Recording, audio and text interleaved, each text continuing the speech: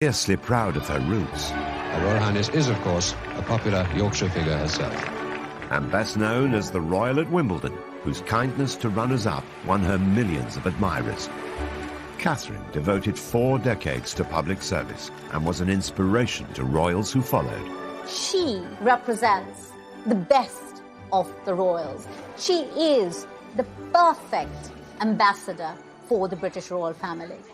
After marrying into the family 60 years ago, I, Katharine Lucy Mary, take thee, Edward. Royal life has come at a cost.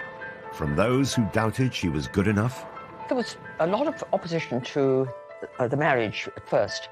To a strained early married life. Katharine was effectively an army wife, and I think that meant quite long spells away from her husband. And with events that led to depression, which nearly ended the marriage.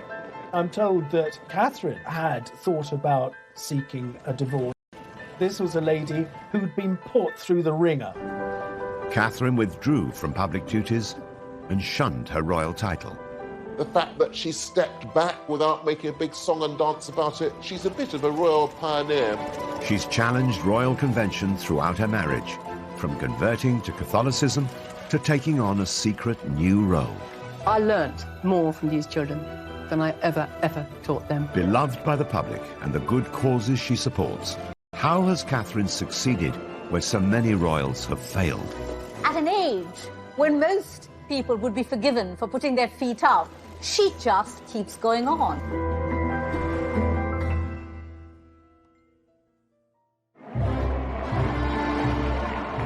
The 8th of June 1961, the wedding day of Prince Edward, the Duke of Kent, a dashing young soldier, with Catherine Worsley, the daughter of a Yorkshire aristocrat who was proud of her northern roots. Just having that wedding in 1961 at York Minster was a royal first. Nobody from the royal family had been married there in over 600 years. And this was very much a nod to Catherine's Yorkshire roots.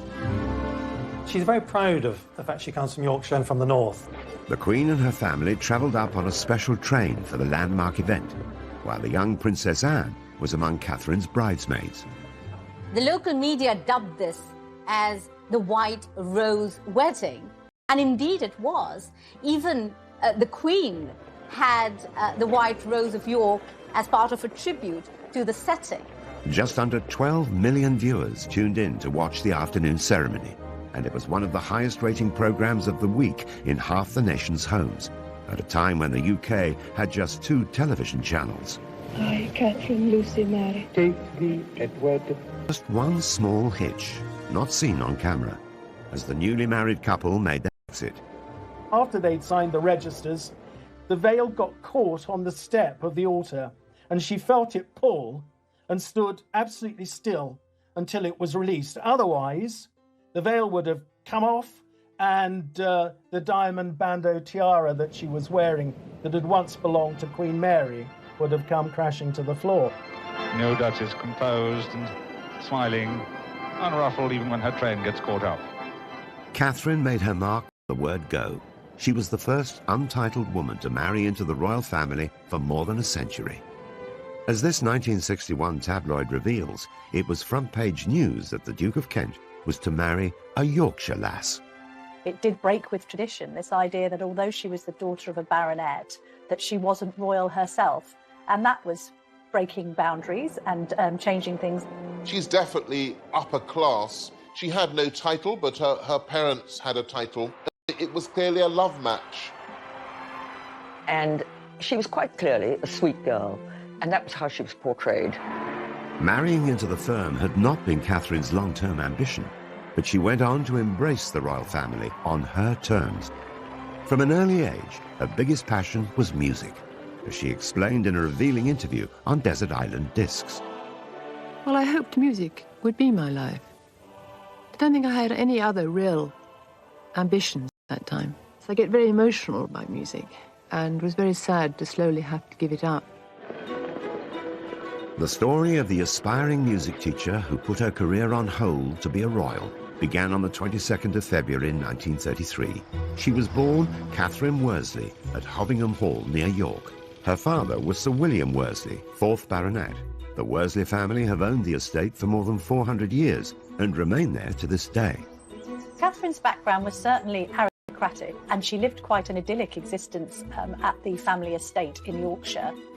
As these charming family photographs reveal, the young Catherine found plenty of play areas within the extensive grounds of the Hovingham estate. But her childhood was solitary because her 3 older brothers were away at prep school during term times. Catherine was very close to her father, very fond of him. Catherine talks about how, as a child, he would often take her to the beach at Scarborough, and they would indulge with her playing on the sands. Catherine went to school from the age of 10, first at St Margaret's, then based at the stately Castle Howard, close by her home. But when she was 13, she went to boarding school near Cromer on the Norfolk coast. Shy and homesick, she took comfort in music. She hoped that music would be her life. She studied it until she was 25, and she absolutely adores it, even to this day. Another family photo shows Catherine in her 20s, glancing coyly to one side, showing signs of the shyness she'd carried throughout her life, and which she later described with characteristic modesty. Would you say you're quite a shy person? Yeah. Very, actually. It's my nature. It's the way I was born.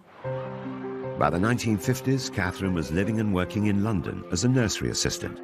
She was also courting a war hero, Andrew Burnaby Atkins, awarded 2 military crosses for bravery in World War II. Andrew Burnaby Atkins, whom I knew slightly, was an incredibly glamorous figure, but the girls I knew who were keen on him, they all knew it was no good. They all said rather gloomily, he's after this blonde in Yorkshire. There was this sense, I think, that her mother wanted more for her than this military man. Some royal observers believe Catherine's mother persuaded her to end her courtship with Andrew so that she'd be free to marry the Duke of Kent. I think that Lady Worsley, once she knew the Duke of Kent was after Catherine, Prince Eddie was after Catherine, I think may well have put a bit of pressure on her, steered her in the direction of Prince Eddie. When the Duke of Kent came on the scene, that really put paid to any kind of chance that Andrew Burnaby Atkins would have had as a possible husband for Catherine. It's often reported that Catherine's parents arranged her first meeting with Edward by inviting him to lunch while his regiment was based nearby. But Catherine had already struck up a friendship with him. She herself has said that they met at a private party in London, and they became firm friends. And as a consequence of establishing a firm friendship, the Duke of Kent was a very frequent visitor to Hovingham Hall.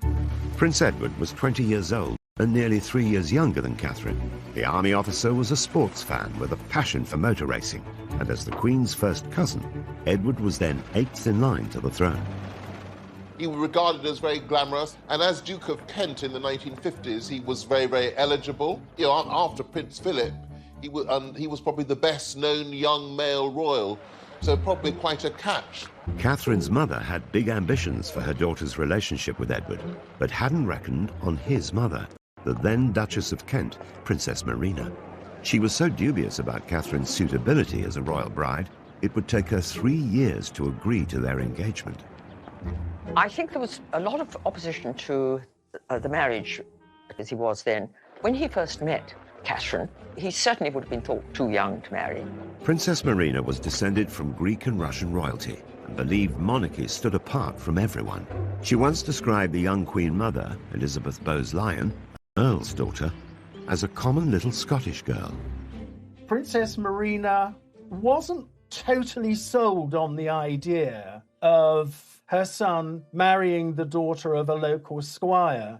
There was one occasion when Edward was with his family and other members of the royal family at Sandringham. And Princess Marina absolutely forbade him to leave Sandringham to go up to Hovingham to see Catherine Worsley. Of course, he totally ignored her and went. Under the Royal Marriages Act, the Queen's consent was required before any royal under the age of 25 could marry. The young couple waited for Edward to come of age and even agreed to spend a year living apart. While he served in Germany with his regiment, Catherine visited her brother in Canada and travelled in the USA and Mexico. I would imagine the year apart, that they spent apart from each other, was so that they both were certain of what they wanted to do. The separation made them more determined to be together and prove their devotion. In a frank radio interview years later, Katharine acknowledged that they made a wise decision. I went abroad for a while to think it out, and during that time I think it just made us both quite certain that it was the right thing. It made them realise that what they felt for one another was for real. So when, of course, they came back, Princess Marina... At a time when her own children were too young to take on duties of their own. So as well as attending major royal events like Trooping the Colour or the state opening of Parliament, they were also asked to go on royal tours. The Kents represented the Queen overseas many times. One of their earliest visits was to Uganda in 1962 to mark the country's independence from British colonial rule. There's about 45 countries that go through that process in the first 30 years of the Queen's reign. Uganda, British Guyana, Barbados. This is a very important representative function. So the Duke and Duchess of Kent were very significant in that. Katharine gave birth to their oldest son, George, a year after their marriage. They joined Edward in Hong Kong for a year during his military service. By 1970, they had 2 more children. While the Duke had served in Germany and Cyprus, Katharine was mostly in the UK, juggling her busy royal schedule with raising their family. Katharine was effectively an army wife, and I think that meant quite long spells away from her husband, and I think proved very difficult for a couple just starting out in life together. I think if you marry somebody who's in the army with a serious career, you'll get to have periods of separation, and I suppose it does pall eventually, but I think it's probably, she would look back on that as quite an important time in her life. Katharine's time was filled with numerous public duties. Though she never overcame her shyness, she kept her common touch and felt right at home with everyday people. They said they didn't know what to do with themselves in the holidays. You don't have that problem, do you? Nice to see you all. The fact that she was always very cheerful looking and smiling, the fact that she was quite tactile with members of the public, I think really endeared her to the nation at the time. Katharine seemed to hit on the ideal formula for royal conduct. She'd be an inspiration to the royals who followed her example, like Princess Diana. They both understood what it meant coming from the outside and having to try and adjust to a very different way of life. As Diana was to achieve later in her charity work, Katharine kept the focus on the cause rather than herself. The earliest stage of her life, when she had a bigger public profile, it was about bringing the public profile to the charities. Katharine did this, Diana did this, so it wasn't about look at me, it was about the work that she did. Katharine through the annual Wimbledon tennis tournament. Her husband has been president of the All England Club since 1969. She accompanied him for more than 3 decades and was soon invited to present awards. I always used to observe how humane she was in always comforting the loser and speaking directly and passionately to the person who hadn't won the trophy. Katharine's most famous moment of consolation came in 1993 when Jana Novotná was beaten in the women's singles tournament by Steffi Graf. As this famous TV coverage reveals, Novotná burst into tears during the presentation ceremony. The loser had to make do with some royal words of comfort from the Duchess of Kent. Katharine's embrace, watched by millions of viewers, revealed her to be one of the most demonstrative of royals. Although some people might have been surprised to the member of the royal family just expressing a natural human emotion, for Katharine that was just the normal, natural thing to do, and it was very impressive. In a candid interview years later, Katharine was still modest about her hug with Jana Novotná. You put your arm around her, and well, that's what you do when people are crying. A lot of people at the time said, my word, a member of the royal family. We are quite normal people. We do hug people who cry. We don't say, there, don't stop crying, no. She told people that she was terrified to go onto centre court because of this innate shyness, and she couldn't quite believe that she had attracted a level of fame because of her role on that sporting occasion. Such was Katharine's shyness and modesty, few people knew at the time that she'd already supported another Wimbledon star, Martina Navratilova. The communist regime in her homeland of Czechoslovakia refused to let her family join her in London for the 1978 contest. We don't quite know what the Duchess did, but there were reports that weren't denied that she had lent a hand in making sure that Martina's mother could be there to witness her tennis skills on the court in Great Britain. What are your impressions now of this country and of this tournament so far? It's very nice here, but I'm very glad to see my daughter. Katharine stopped presenting trophies in 2001. There were also reports of her being displeased with the club after they reprimanded her for trying to bring a non-royal visitor into the royal box. In fact, she was trying to give a treat to the son of a London head teacher, Philip Lotz, who'd been killed outside his school in a street attack that shocked the nation. Pupils and colleagues gathered today at the Roman Catholic school in London's Maida Vale and paid tribute to their head teacher, who was married with 4 children.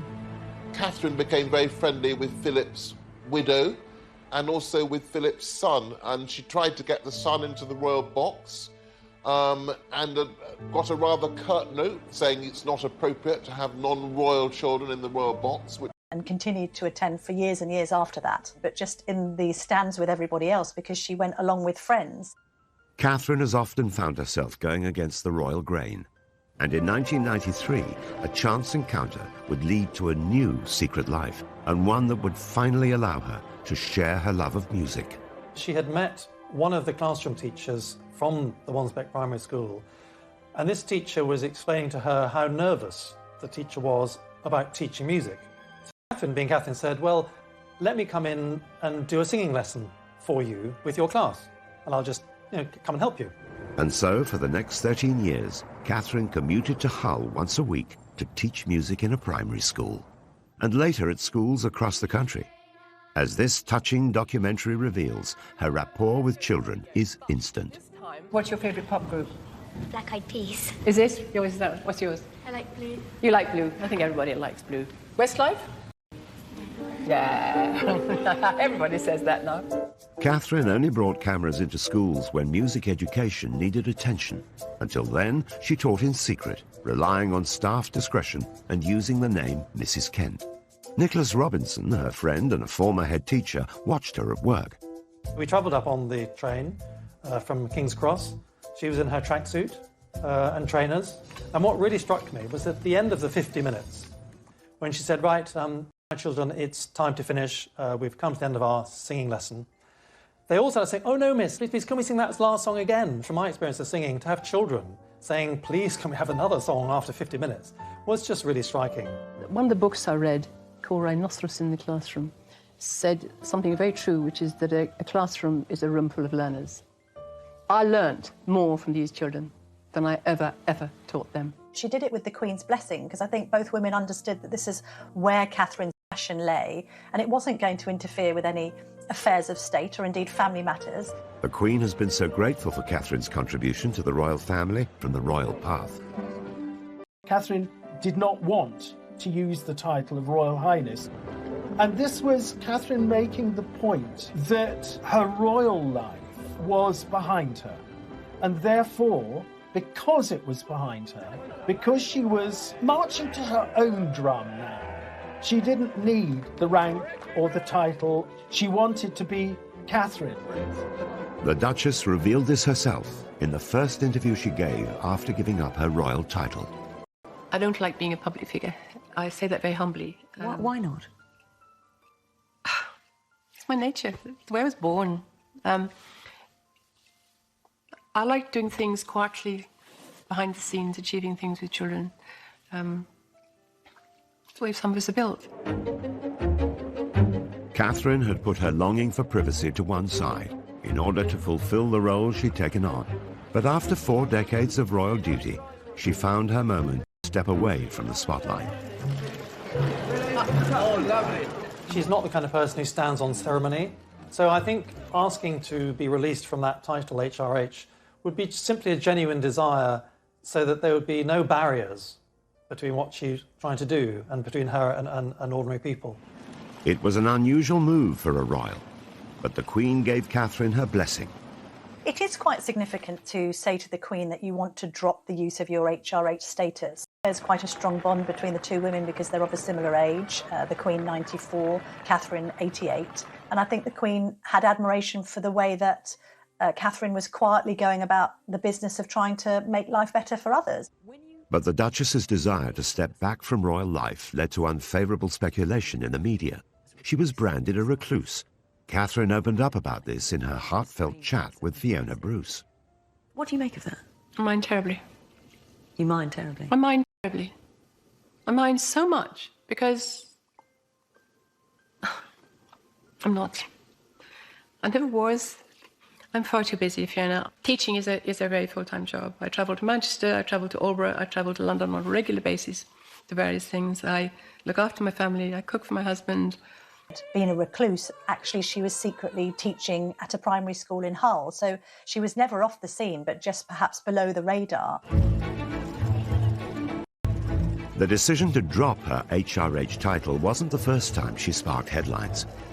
In 1994, the Duchess caused great controversy when she once again pushed the boundaries of royal protocol, converting to Catholicism. Those close to her say she still retains a genuine affection for the Church of England, but they say she's embarked on what they call a personal spiritual journey. It was very significant, largely, of course, because not since 1701, the Act of Settlement, had a member of the royal family become Catholic. The Duchess arrived for the private ceremony with her husband to the applause of waiting well-wishers. Catherine's decision to ask the Queen to allow her convert was really another example of what a determined woman she was. Despite being head of the Church of England, the Queen approved of Catherine's personal decision, but the move still caused a stir in the press. The media regarded it as quite controversial simply because it had never happened before. And this was at a time when, there'd been a lot of press coverage about the Duchess. Converting to Catholicism was a big step. She would not have done it in any kind of way to upset anyone else. It would have been a private matter for her. It's thought that Catherine had turned to Catholicism following tragic events that she faced as a mother. At the start, family life seemed almost idyllic. In the 1960s, I think it was a very happy family. They had the lovely house of Coppins in Ivor, about 15 miles to the west of London, which had been inherited from the Duke and Duchess of Kent, the previous generation. The couple have 3 children. Their eldest child, George, known as the Earl of St Andrews, their middle child, a daughter, Lady Helen Windsor, and their youngest child, Nicholas, Lord Windsor. She seems to have had a desire to have a big family, so they had the 3 children, and it seems that she wanted to have a 4th child. But the years that followed would be some of the worst of her life. Along with losing both of her parents, the dream of having more children ended in tragedy. In 1975, at the age of 42, she became pregnant with her 4th child, but very sadly she contracted German measles. And of course, German measles in the first trimester can have the most devastating effect. And she had a termination. And I don't think she ever really quite forgave herself for that. But at the time, it seemed absolutely the right thing to do. Although the decision was medically advised, it's said to have plagued Catherine ever since. It's small. At 44, she conceived another child, and I think they were both delighted.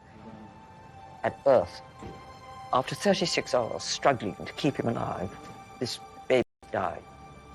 And it devastated her.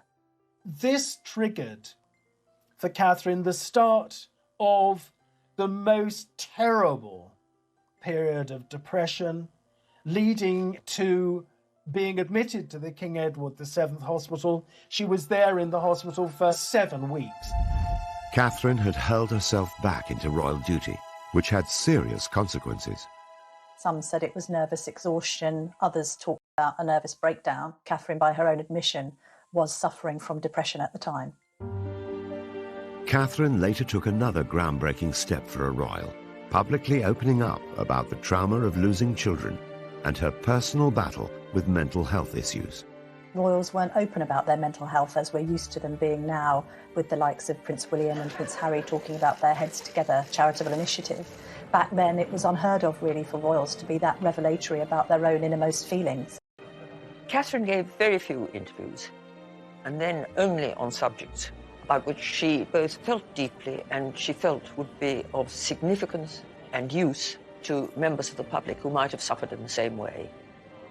That did make Catherine appear to be somebody who was perhaps more relatable than the average royal, somebody who seemed human, very much one of us rather than being perhaps one of them. In addition to the loss that the couple suffered, the Duchess also battled health issues for most of her adult life. It was first said that she was suffering from Epstein-Barr virus, then ME, before it seemed to be confirmed that it was celiac disease that she was suffering from. But before, of course, that they'd actually got to that, she had been suffering quite considerably from health problems. None of that was apparent at the time when she was cheerfully giving the prizes at Wimbledon, carrying out a huge programme of public engagements. Despite the toll it took on her health, Katharine remained determined to measure up to royal expectations in a world where duty comes before all else. It epitomizes the essence of this determined woman. You know, she refers to herself as a perfectionist, and she says, I'm a 24-hour person. Since I've known Katharine over the 20 years, she has always worked tirelessly. And I know when she was teaching in East Hull, that over the 13 years that she was teaching there, I think she only missed 2 days. Despite Katharine's personal struggles, her primary and her mother, a large part of Katharine's life has been dedicated to charity work. She is so aware that she's born into wealth. She marries into the royal family. And that gives her a voice and an ability to make a difference. It's not a crazy dream. It's a possibility.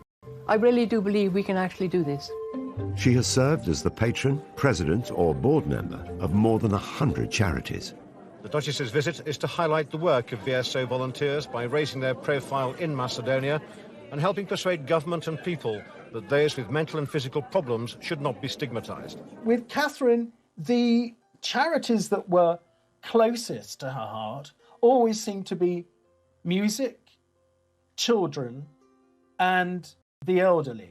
One especially close to her heart was Helen House in Oxfordshire, the home for terminally ill children, and she was a great presence there. I learned, I suppose after I'd been here 4 or 5 times, it suddenly came to me how tears and smiles walk side by side.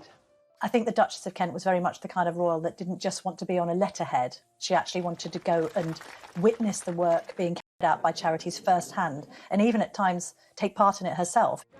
For some years, Katharine went as a volunteer on pilgrimage to Lourdes in France, getting up at 6 o'clock in the morning, going to the hospital, helping to bathe and dress one of the pilgrims, or helping to feed them, sitting with them having a cup of tea, a cup of coffee, or just chatting to them. After she took on her role as patron of the Samaritans, the Duchess insisted on becoming a Samaritan herself, personally taking calls from those in need. She worked for them as a volunteer for many, many years, and she was always known as Kate. And, of course, nobody knew who they were talking to. I remember I said to her, how do you cope if somebody rings up and says, I want to die? What do you say? And she replied, you have to cut everything else out and focus solely on trying to help that person. Here's a woman who's led a life of the most unimaginable wealth and privilege, and yet has managed to retain the common touch. She's still that golden-haired lass from Yorkshire, you know, who married the royal prince. Whilst Katharine directed the spotlight onto her charities, what many didn't realise is that her marriage to the Duke of Kent was under great strain, and had been for some time. Catherine and Edward were quite different people with very different interests. And though they were very much in love and had a loving family life, this put a strain on their relationship. But 2 children and Catherine's serious depression, the relationship became strained to the point of breaking. Katharine needed her husband to be there for her. Edward was raised as a royal. He was part of the royal family. With the repression that can bring, with the restrictions that can bring, Edward wasn't able to deliver. It's even thought at the time that the couple were considering divorce. I'm told that Katharine had thought about seeking a divorce, but certainly the Duke of Kent promised the Queen that there wouldn't be a divorce. Divorce was still frowned upon by the Church of England, and as its head, the Queen could not have supported such a controversial decision. Katharine stuck very closely to doing the right thing. She would never have dreamt of doing anything that she felt the Queen would disapprove of. She did not allow any marital discord to affect her relationship either with the royal family or with the life of service she had chosen.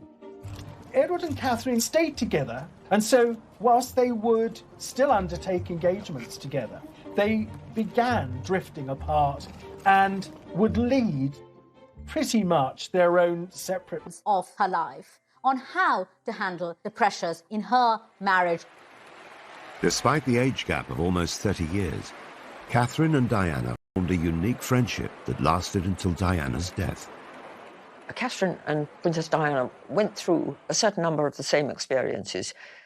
They both suffered immense grief. They both found themselves isolated at times. They both had to overcome mental difficulties, and they both had that quality of warmth and empathy with people. They were both free spirits, both wanting to respect the Queen and their royal role, but equally...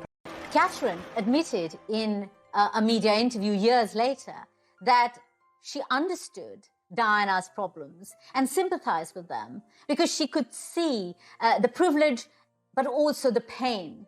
And so I think Catherine did put an arm around Diana and try and help her through some very tough times. Catherine knew too well the rigour of royal life. Now aged 88, with her royal duties and her HRH title behind her, Catherine, Duchess of Kent, seems to be living a life away from royal grandeur. And aside from the weddings of Harry and William, over the last 19 years, Catherine has rarely been seen in public. She's been able to pick and choose the few royal events that she attends, big weddings, occasionally trooping the colour, anything that's special for the Queen, with whom I think she has a close relationship. The Duke and Duchess of Kent are lucky enough to be grandparents to 10 children, so that must be a rather lovely phase in life, that she's able to spend time with the grandchildren. It's often interesting to see royals who are now in their 80s being described as sort of having stepped back from public life. Well, Catherine's still working on her charities, even though she's well beyond retirement age. Even at nearly 90, Catherine is committed to public duty. In 2004, rather than winding down after retiring from royal life, Catherine co-founded a music charity, Future Talent. I know she's patron and president of many organisations and charities, but this particular charity is her own vision. It's her baby. Having taught now for 12 years, as you say, in East Hull, and being incredibly frustrated by, I would say, at least...